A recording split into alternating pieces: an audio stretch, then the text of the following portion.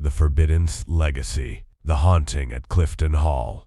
Some houses are built with bricks and mortar, but others are built with secrets. Anwar Rashid wanted a dream, a palace for his family, a symbol of success. He found it in Nottinghamshire, a massive, ancient, and stunning estate known as Clifton Hall. 52 rooms, acres of land, a history dating back to the Norman conquest. It was perfect, or so he thought. But the moment the keys turned in the lock, the air changed. The house wasn't empty. It was waiting.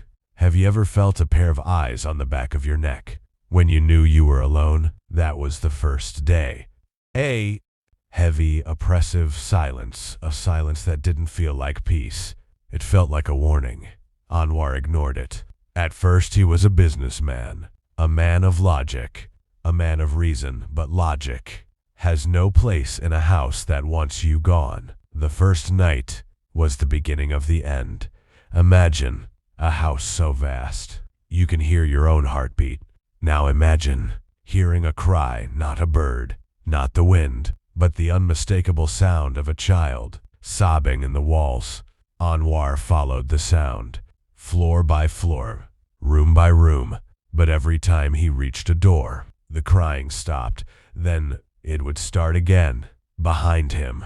Is it the wind? No. Is it a neighbor? Impossible. The house was isolated. Then came the shadows. They didn't just move. They watched, dark, flickering, human-shaped voids, standing at the end of long, dark corridors.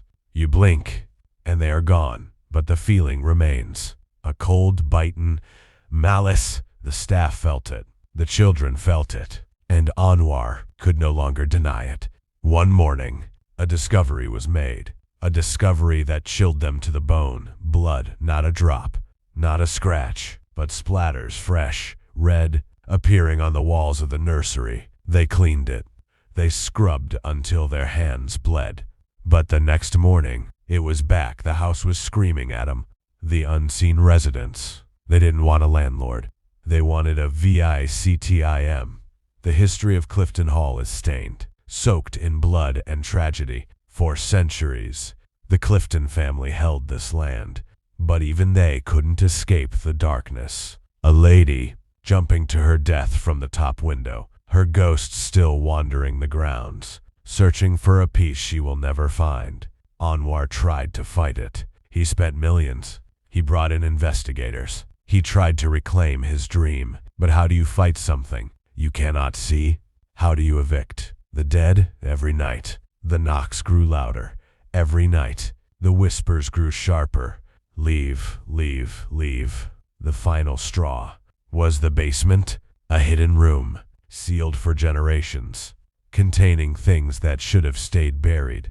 When the door was finally opened, the house snapped. It wasn't just haunting anymore. It was an attack. The air turned freezing. The lights flickered and died. And in the darkness, the family realized they weren't just living in a house. They were living in a tomb. Anwar Rashid, a man of power, was broken. He didn't just move. He fled.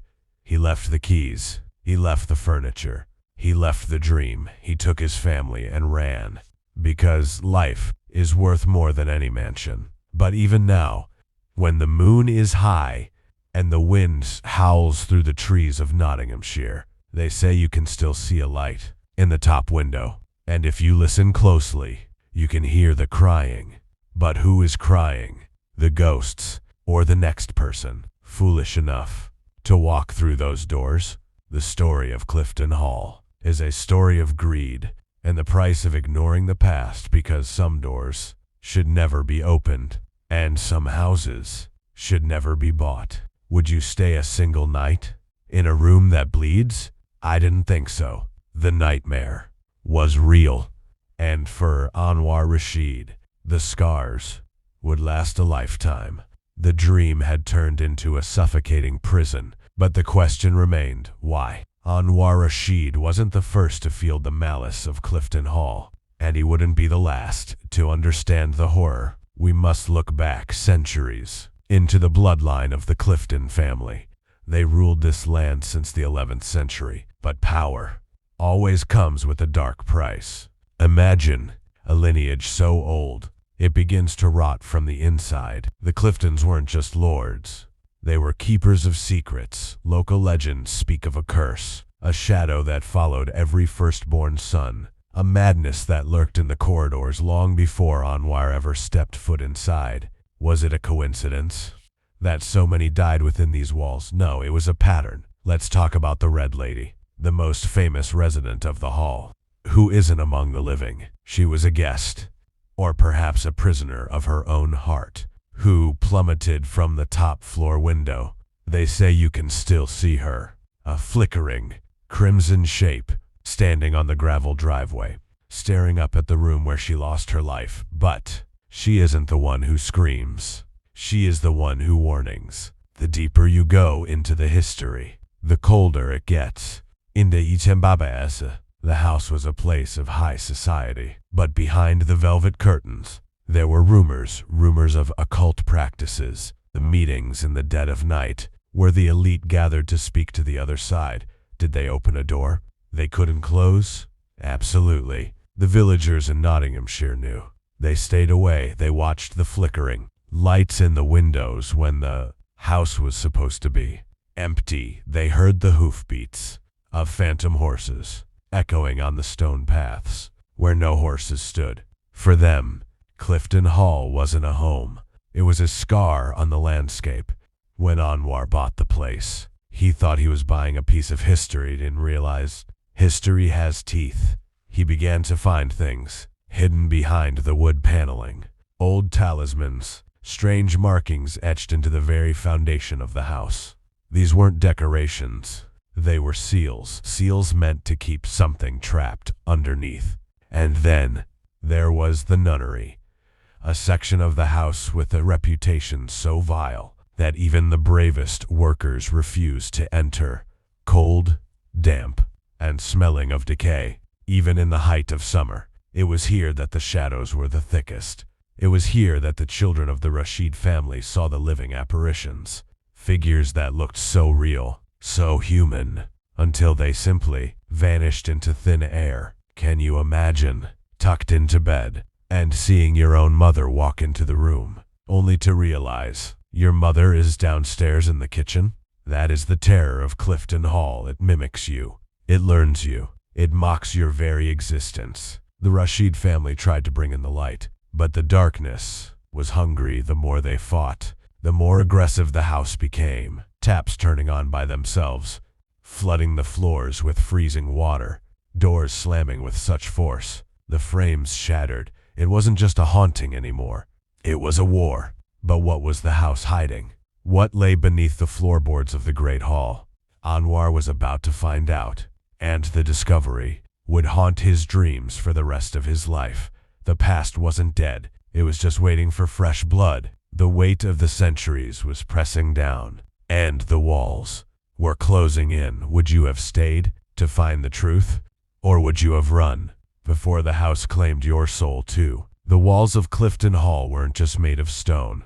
They were made of silence, but beneath that silence, something was breathing. Anwar Rashid had spent millions, but you cannot buy peace from the dead. The haunting was no longer just a shadow in the corner. It was becoming physical. Have you ever felt a hand, cold as ice, touch your shoulder when you're the only one in the room?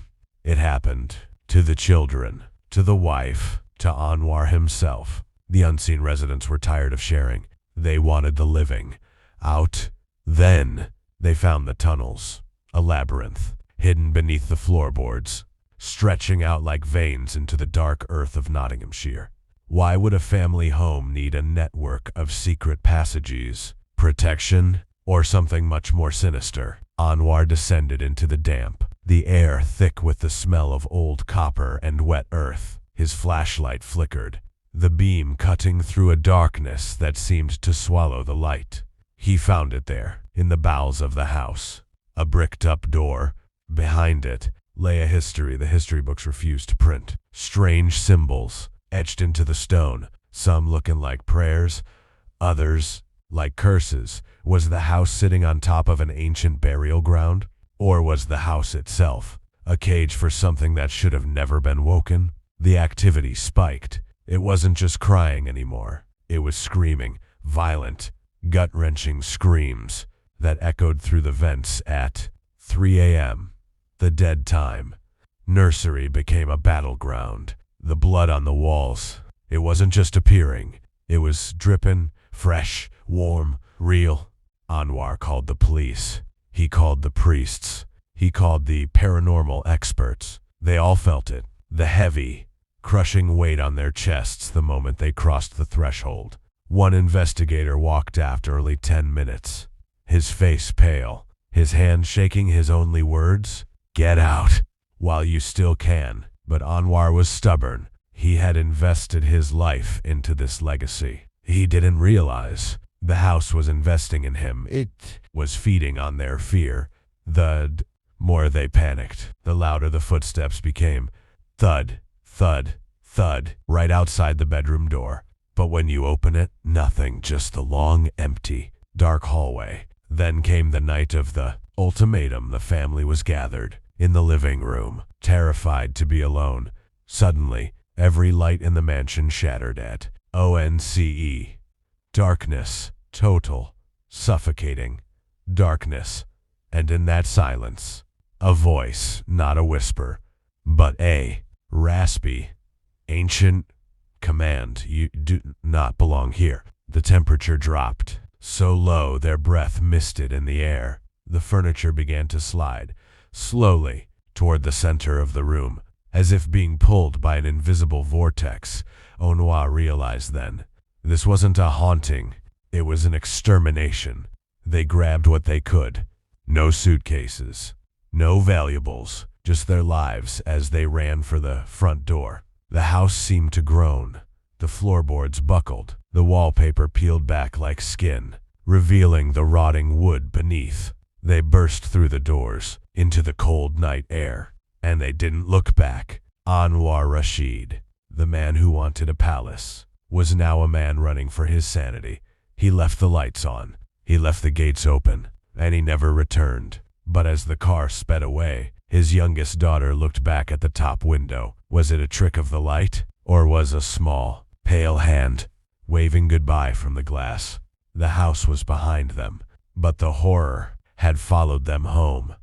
Anwar Rashid thought that by leaving the keys, he could leave the nightmare. He was wrong. You don't just walk away from a place like Clifton Hall and expect to be free. The first week in their temporary home was quiet.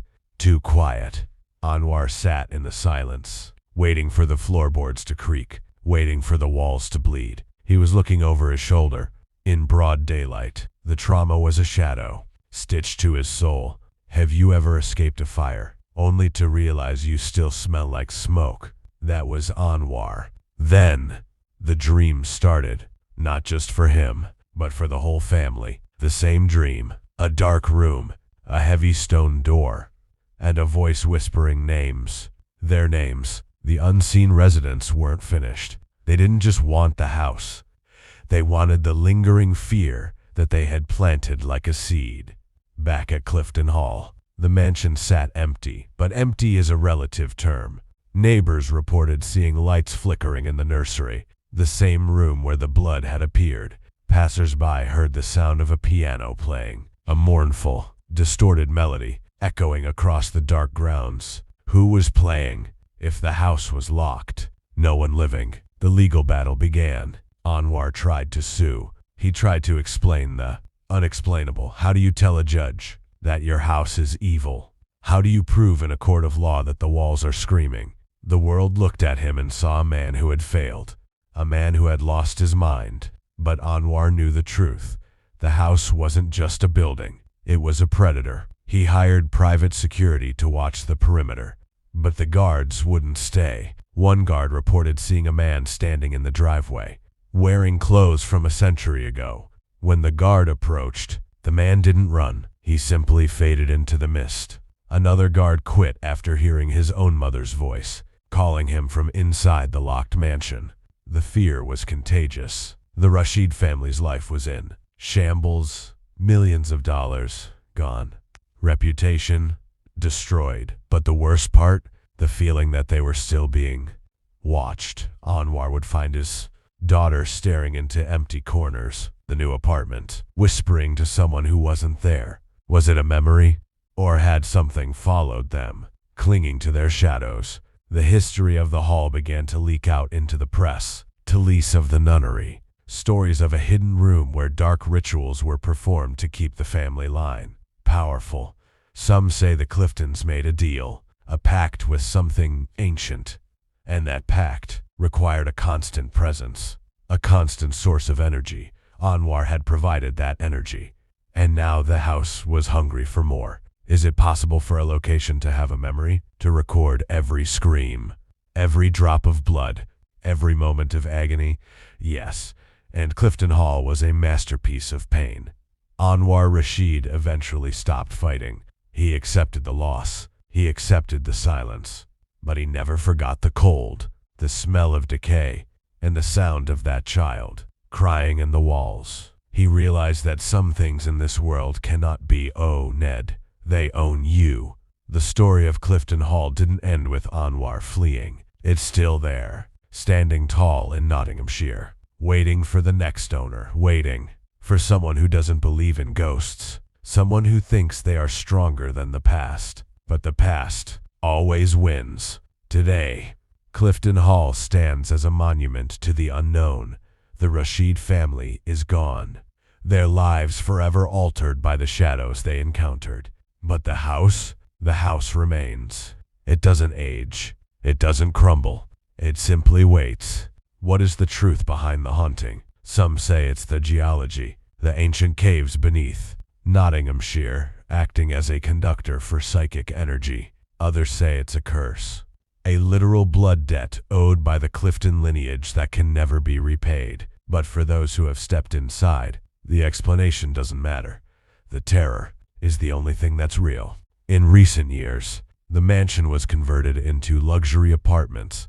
Imagine living in a place where your neighbors might not be female. People pay thousands to stay within those walls, thinking they are buying elegance. They don't realize they are buying a front row seat to a nightmare. Do the new residents hear the crying? Do they see the blood on the nursery walls? Or has the house grown quiet, gathering its strength for the next big feast?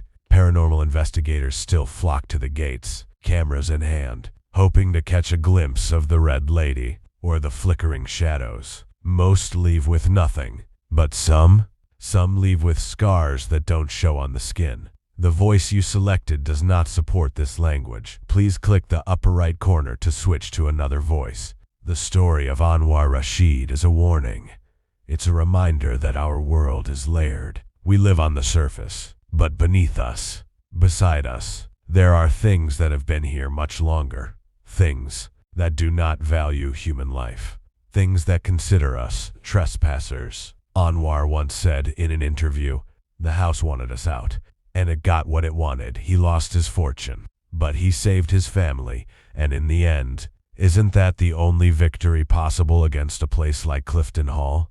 To survive." Next time you see a for sale sign on a beautiful, ancient, suspiciously cheap mansion, look closer. Check the corners of the rooms. Feel the temperature of the air. Listen, really listen, to the silence. Because if the silence starts to feel heavy, if you feel a pair of eyes on your back when you're alone, run. Don't wait for the blood. Don't wait for the screams. Some legacies are not meant to be inherited. Some doors are meant to stay closed, and some houses, like Clifton Hall, are never truly empty. The lights are flickering in the top window again. The unseen residents. Our home. Are you brave enough to knock? I didn't think so. Jamaica, a land of tropical beauty and dark secrets. Most people see the sun, the sand, and the sea. But in Montego Bay, there is a place where the sun never seems to shine. Rose Hall, built in the late 1700s. It was a symbol of wealth and power, a Georgian masterpiece, made of stone and blood. But look closer at those walls. They aren't just holding up a roof. They are holding in a nightmare. Have you ever walked into a room and felt the temperature drop? FOR nitrogen monoxide reason? That is the first sign. The air inside Rose Hall is heavy. It smells of old perfume and rotting wood. People say it is the most haunted house in the Caribbean. But who or what is doing the haunting? It all started with a woman. Her name was Annie Palmer. She was beautiful, elegant, and absolutely deadly. She moved into this mansion, expecting a life of luxury. But she brought something with her, something from the shadows of Haiti, voodoo. Imagine a grand ballroom, filled with music and laughter. Now, imagine that same room, silent as a grave, with a single woman standing in the center, whispering to things that aren't there. Annie wasn't just the mistress of the house, she was its curse. The locals avoid this place after dark. They say the ground itself remembers the agony of those who lived here. Over 200 years have passed, but the screams, they never stopped. They just became part of the wind. But was she alone in her madness? No. The house was her partner. It fed on her cruelty, and in return, it gave her a throne of... Tara Anwar Rashid's story was about a house that wanted people out. But Rose Hall? Rose Hall wants you to stay forever. Are you brave enough to step through those heavy wooden doors? Think carefully, because once the White Witch sees you, she never forgets a face. The trap is set. The lights are dimming, and the nightmare is just beginning. The beauty was a misc, and behind it was a monster. Annie Palmer didn't just move to Rose Hall. She took it by storm. She was small, barely 5 feet tall, but her shadow covered the entire plantation in darkness. Her first husband, John Palmer, thought he had found a prize, a young, beautiful, innocent wife. He was wrong. Annie hadn't come for love. She had come for his life. She began to experiment, using the dark secrets she learned in Haiti. Voodoo, rituals, and poisons that leave no trace. Imagine sitting at a grand dinner table, the silver gleaming, the wine pouring, and realizing your wife is smiling at you while you take your last breath. John Palmer died in agony in the very bed they shared. Did she mourn? No, she laughed. And then she did it again and again. 3 husbands, all gone, all buried in the dirt of Rose Hall. They're their spirits. They didn't leave. They stayed in the walls, trapped by the same magic that killed them. Have you ever felt a presence in a room that makes your skin crawl? That was the husbands, watching, waiting for revenge. But Annie wasn't afraid of the dead. She was the one who commanded them. She would stand on the balcony, looking out over the hundreds of souls she ruled with a whip. She wasn't just a mistress. She was a dictator. She used terror as a weapon. If a worker looked at her the wrong way, they vanished. If they spoke her name in a whisper, they were never seen again. She became the White Witch, a woman who traded her soul for eternal control. They say she would ride her horse through the fields at night, her white dress glowing in the dark, like a ghost before she even died. The sound of her horses' hooves, clip-clop, clip-clop. It was the heartbeat of fear itself. But magic has a price, a debt that must be paid in blood. Annie began to see things that even her dark power couldn't control, shadows that moved on their own, voices in the cellar that didn't belong to the living. Was she losing her mind? Or was the house finally turning against her? The slaves whispered that the old ones were angry, that the ground was rejecting her. But Annie Palmer didn't bow to anyone, not even the devil. She doubled down on her rituals, making the house a beacon for every evil entity in Jamaica. Is it possible for a person to be so wicked that the world around them begins to rot? Look at the ruins of Rose Hall. Look at the blackened stones. That isn't just fire. That is the mark of a soul that was already burning. The stage was set for a bloody end. The husbands were screaming from the grave. The workers were reaching their breaking point. And the White Witch, she was just getting started. The darkness wasn't just in the shadows. It was in the very foundation of the house. Annie Palmer was no longer just a woman. She had become a force of nature. But even a queen of darkness has enemies. Annie had a rival, a powerful woman known as Taku. Taku wasn't like the others. He knew the secrets of the earth, the secrets of the old world. He saw what Annie was doing to his people, and he saw the blood she was spilling to keep her beauty. The air between them was electric, charged with a hatred that could burn the house down.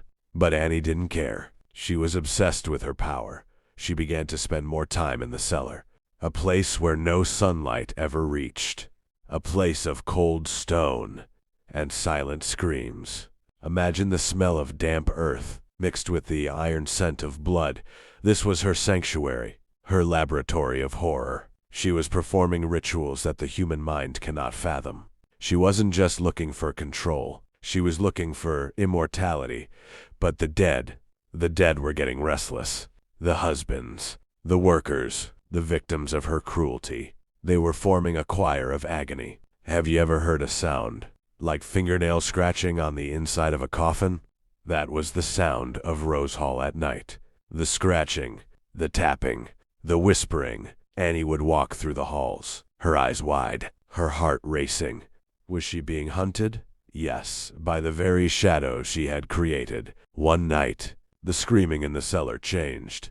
It wasn't just one voice. It was hundreds, a wave of sound that shook the very glass in the windows. Annie descended the stairs, her flashlight, no, her candle flickering in the cold draft. She reached the bottom, and the silence was deafening. Then, she saw it, a figure, tall, dark, and holding a mirror. She looked into the glass, but she didn't see her own beautiful face. She saw a rotting corpse. She saw the truth of her soul. She screamed, a sound that echoed all the way to Montego Bay, but no one came. No one dared. The curse was tightening its grip. The nanny's curse, a promise of death for anyone who loved Annie Palmer, was now turning on Annie herself. Every room she entered became freezing. Every plate of food she touched turned to a shish. The house was rejecting its mistress. But Annie wouldn't leave. She couldn't. She was tied to the land, tied to the blood, tied to the evil she had planted. She barricaded herself in the master bedroom, the same room where she had murdered her husbands. She waited, with a knife in her hand, and terror in her heart. Who was coming for her? Was it Taku? Was it the ghosts of her husband? Or was it the house itself, ready to claim its final victim? The wind howled through the Georgian columns, sounding like a name. Annie, Annie, Annie. The final night was approaching. A night of fire, a night of revenge, and a night that would leave Rose Hall a scarred, haunted ruin. Are you ready to witness the fall of the White Witch? Because the shadows, they are moving closer. The walls of Rose Hall were no longer a sanctuary. They were a dead end. The year was 1831, and the air in Jamaica was thick with the scent of rebellion. The slaves were rising. The plantations were burning. But Annie Palmer, she had a much more personal war to fight. She sat in her room, the one with the silk curtains and the blood-stained floorboards. She could hear the chanting from the hills, the sound of drums, beating like a collective heart. But inside the house, it was the silence that was killing her. Suddenly, the front doors burst open, not by magic, but by might. Taku, the man who knew her secrets, was leading a group of men up the grand staircase. Annie didn't run. She didn't hide. She stood at the top of the stairs, her white dress flowing, looking like a goddess of death. "You cannot kill what is already damned," she screamed. But Taku didn't believe in words. He believed in justice. The struggle was violent. It was brutal. And it was short. They didn't use a gun. They didn't use a knife. They used their bare hands to choke the life out of the woman who had choked the joy out of thousands. Annie Palmer, the White Witch, died on the floor of her own masterpiece. Her eyes were wide, staring at the ceiling, perhaps seeing the faces of her 3 husbands one last time. But killing the woman didn't kill the evil. They took her body to a tomb on the edge of the property. They wanted her gone, buried, forgotten. Taku performed a ritual to bind her spirit to the earth, to make sure she could never return. 3 sides of the tomb were sealed with holy symbols. But the fourth side? The fourth side was left unfinished. Why? Some say they were interrupted. Others say the house, Rose Hall itself, reached out and stopped them. The next morning, the workers returned to the tomb.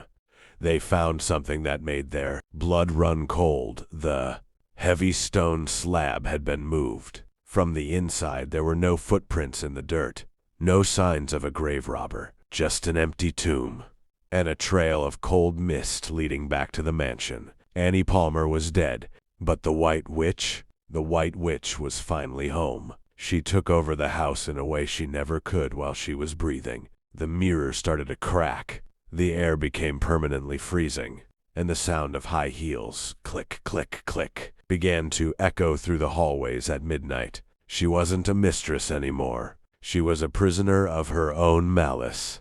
Have you ever wondered what happens to a soul that is too wicked for heaven and too powerful for hell? It stays. It rots. It haunts. The legend says that if you stand in her bedroom today, you can still feel the pressure on your throat, the same pressure she felt in her final moments. Is it a memory, or is she still trying to finish what Taku started? The fire of the rebellion burned the nearby fields, but Rose Hall stood tall. It refused to fall. It was waiting for the next generation of victims, waiting to show the world that some curses are forever. The legend of the White Witch didn't die in 1831. It became a permanent resident of Jamaica. Today, Rose Hall stands as a beautiful, golden, Georgian mansion. But do not be fooled by its elegance. Underneath that stone facade, the darkness is still breathing. Have you ever been on a night tour of the hall? Most tourists go for a thrill, a little scare, a story to tell, but some leave with much more. They report cameras that fail, batteries that drain in seconds, and a feeling of being watched from the shadows of the grand staircase. People have captured photos of a pale, translucent figure standing on the balcony, looking out at the sea. Is it Annie? Or is it one of the husbands, still waiting for permission to leave? The locals in Montego Bay will tell you, they do not go near those gates after the sun goes down. They know the sounds. The sound of a whip cracking in the wind. The sound of a woman's laughter, sharp and cold, echoing from the empty rooms. They know that the tomb, the one with the unfinished ritual, is still empty. Is it possible for a soul to be trapped in a cycle of its own cruelty? In Rose Hall, the answer seems to be yes. Annie Palmer lived for power, and in death, she has found a way to keep it. She has become the house. The house has become her. Every floorboard that creaks, every door that slams, is her voice, reminding you who the mistress is.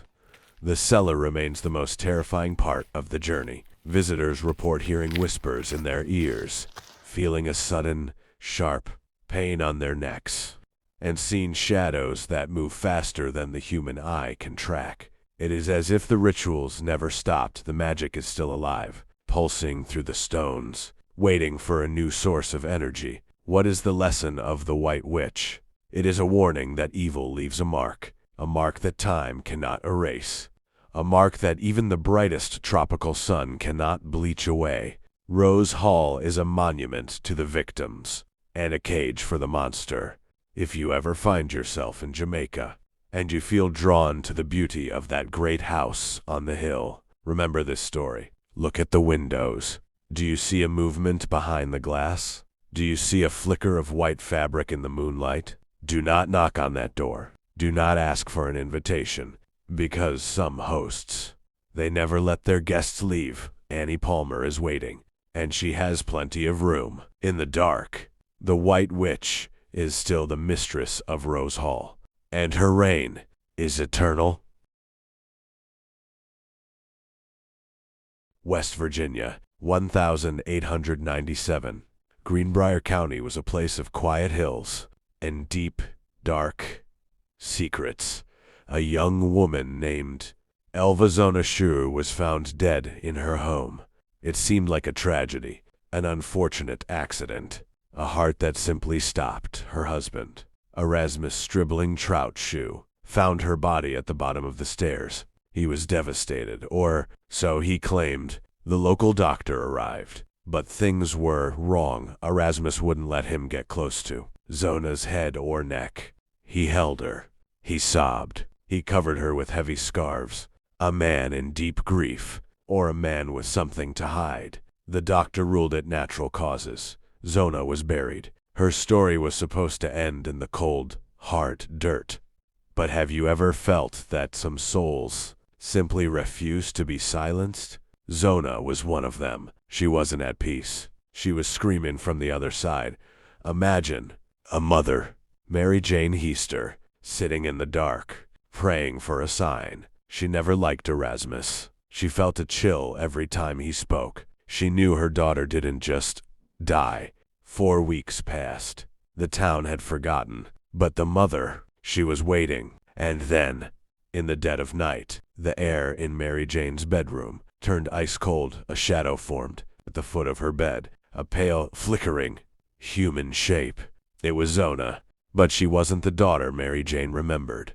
Her head, it was tilted at a sickening angle. Her eyes were filled with a hollow, haunting truth. She had come back, not to say goodbye, but to tell a story of murder. Was it a dream? A hallucination of a grieving mother? Or was the Greenbrier ghost a reality? Mary Jane didn't care about logic. She listened. She watched as her daughter's spirit acted out the final, brutal moments of her life. The nightmare was no longer hidden. It was standing right in front of her. The silence of the grave was broken. The quest for justice had begun. And a ghost was about to do the impossible. She was going to name her killer. The ghost did not just appear. She spoke. For 4 nights. The room turned freezing, and the spirit of Zona Shu revealed the horror. She told her mother everything, every detail, every gasp for air. She wasn't sick. She hadn't fallen. Her husband, Erasmus, had turned into a monster. Imagine the scene.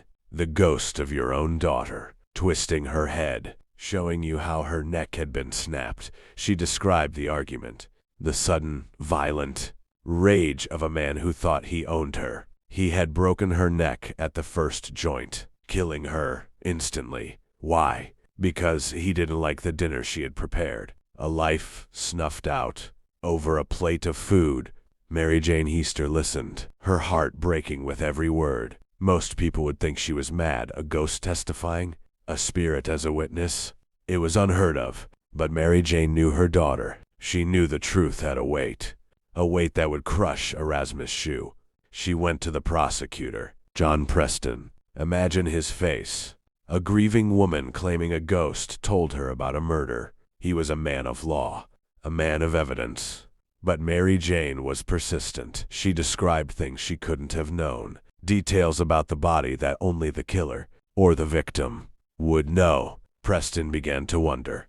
Was the doctor's report wrong? Why was Erasmus so protective of the body? The suspicion began to grow like a shadow over the town. People remembered Erasmus's past, his quick temper, his strange behavior at the funeral. He had dressed Zona in a high-collared dress, hiding the very spot where the ghost said the bone was broken. The law was about to do something it had never done before. To find the truth, they had to go to the one place people fear the most. The grave. The town buzzed with whispers. Could a spirit really solve her own murder? Or was this just the fantasy of a broken mother? The order was signed. The exhumation was set. They were going to dig up Zona Shu and let her body speak for itself. Erasmus Shu watched from a distance, his eyes cold, his hands shaking. He thought he had buried his secret, but he forgot one thing. The dead do not always stay silent. The sun was hidden behind thick gray clouds. It was a day for the dead. The investigators gathered at the cemetery, shovels in hand, their faces grim. They began to dig. The sound of metal hitting the cold earth, clang, clang, clang. echoed through the silent hills. Erasmus Shue was there, watching, his face a mask of fury. He knew the truth was only inches away. They reached the casket. The air turned bitter, a chill that wasn't just the wind. As they lifted the lid, the crowd gasped. The body of Zona Shue was revealed, preserved by the cold and the lingering malice of her end. The doctor, the same man who had ruled it natural causes, began his work, but this time, he wasn't looking at her heart. He was looking at her NNCK. The ghost had said the neck was broken. At the first joint, the doctor reached out, his hands trembling. He moved the heavy scarf Erasmus had insisted she wear. And there, in the cold light of day, the truth was exposed. The neck was loose, unnaturally, sickeningly loose. The wind seemed to howl as the doctor made the discovery. The windpipe was crushed. The bone was shattered. It was exactly, word for word, what the ghost had told her mother. The spirit of Zona Shue hadn't lied. She had been murdered. Erasmus Shue's face turned from pale to ashen. He tried to speak, but the words died in his throat. He was no longer a grieving husband. He was a trapped animal. The townspeople, who once felt sorry for him, now looked at him with pure, unadulterated hatred. The news spread like wildfire. A ghost had testified, and the evidence was in the bones. It was a moment that defied logic. How could a dead woman provide the proof for her own autopsy?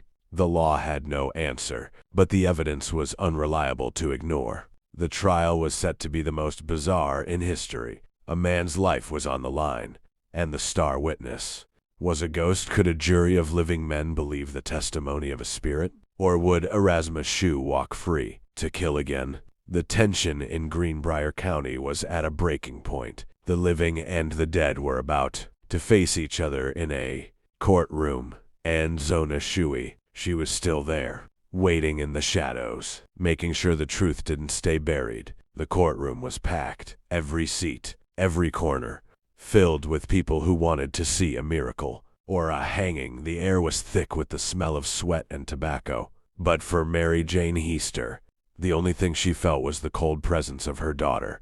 Erasmus Shue sat at the defense table, looking defiant. His lawyers thought they had an easy win. Who would believe a story about a ghost? They decided to do something risky. They put Mary Jane on the stand and asked her about the visions. They wanted to make her look crazy. "Tell us, Mrs. Heaster," the lawyer sneered. "Did this spirit describe the murder in detail?" Mary Jane didn't flinch. She looked Erasmus straight in the eye. "She did," Mary Jane replied, her voice steady as a rock. "She told me he squeezed her neck until the bone snapped because he was angry." The lawyer laughed. The crowd whispered. But then the mood shifted. Mary Jane described the ghost's appearance, the way the spirit turned its head all the way around to show the break, a detail that matched the autopsy exactly. The jury wasn't laughing anymore. They were terrified. Erasmus began to lose his cool. He shouted. He cursed. He paced like a caged beast. The more he spoke, the more the jury saw the rage that Zona had described from the grave. This wasn't a man of God. This was a man of violence. The defense tried to explain away the broken neck. An accident, they claimed. A fall. But the medical evidence was undeniable. The force required to shatter those bones was intentional. It was malicious. For the first time in American history, the testimony of a ghost was being used to seal a man's fate. Not directly, but through the mother who refused to stay silent. The law was designed for the living, but it was being guided by the dead. As the sun began to set on the final day of the trial, the jury retreated to deliberate. The tension was suffocating. Would they follow the rules of science or the whispers of the supernatural? Erasmus Shue waited in his cell, his arrogance finally fading into fear. He thought he had committed the perfect crime. No witnesses, no weapon, just a quiet house in the hills. He forgot that the victim is the ultimate witness. The verdict was coming, and in the shadows of the courthouse, a pale figure stood by the window, waiting for justice to be served. The jury returned. The silence in the room was so thick, you could hear the heartbeat of the man in the front row. Erasmus Shue stood up, his face a mask of sweat and arrogance. He still believed he was smarter than the law, and smarter than the dead. The foreman cleared his throat. Guilty. The courtroom erupted. Erasmus collapsed into his chair, his world crumbling around him. The ghost of Zona Shue had done it. She had reached out from the afterlife and put a noose around her killer's neck. He was sentenced to life in prison, the maximum penalty at the time. But the story doesn't end in the courtroom. Erasmus was sent to the state penitentiary, but he didn't last long. Within 3 years, he was dead. Some say it was an illness. Others say he simply withered away, haunted by the memory of the woman he thought he had disposed of. Can you imagine sitting in a dark cell and seeing that same tilted head, those same cold eyes, every single night? He never found peace. Today, if you travel to Greenbrier County, you will find a historical marker on the side of the road. It is the only one of its kind in the United States. It commemorates the only time in history that the testimony of a ghost helped convict a murderer. Zona Shue was finally reburied, but this time, she was laid to rest with honors. Her mother, Mary Jane, lived the rest of her life knowing she had kept her promise. She had listened where no one else would. But is Zona truly at rest? Locals say that on certain foggy nights, near the old house, you can still see a flickering light in the window. A woman, waiting for a dinner that never comes. Or perhaps, she is just watching the road, making sure that no other monster tries to hide a secret in those hills again. The Greenbrier ghost is more than a legend. It is a reminder that the truth is a living thing. You can bury it. You can hide it. You can even break its neck. But the truth has a way of rising from the grave. Do you believe in ghosts now? Or do you believe in justice? In Greenbrier, they are the same thing. The end